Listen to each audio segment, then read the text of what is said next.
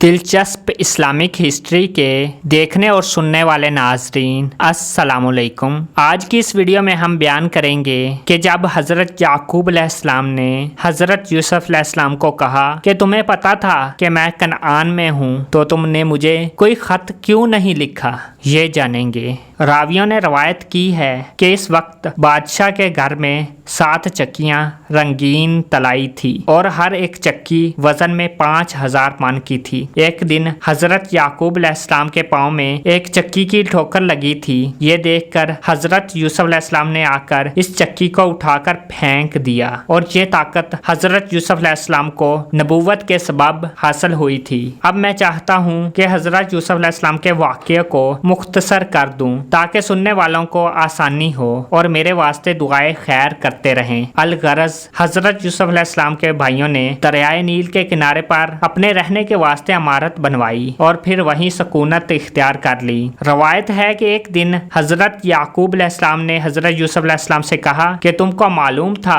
कि मैं कनान में हूँ, तो क्यों तुमने मुझको अपने हाल से खबर ना दी। हजरत यूसुफ अलैहिस्सलाम ने अपने बाप से मोदबाना अर्ज की कि अब्बा जान, मैंने बहुत खतूत आपकी खिदमत में लिखे, वो सब के सब अब तक संदूक में रखे हुए हैं, और कहा कि जब मैं आपको खत लिखकर भेजने का इरादा करता तो इसी वक्त जिब्राईल अलैहिस्सलाम आते और मुझको भेजने से मना फरमा देते और मुझसे ये फरमाते कि ऐ यूसुफ, खुदा ताला फरमाते हैं कि अभी तुम्हारी मुलाकात का वक्त नहीं आया और अभी कुछ अरसा बाकी है। अब तुम इस वक्त ये खत अपने वालिद बुजुर्गवार को मत भेजो। ये सुनकर हजरत याकूब अलैहिस्सलाम कहने लगे कि अल्लाह ताला हर चीज पर कादिर है और जो चाहता है करता है।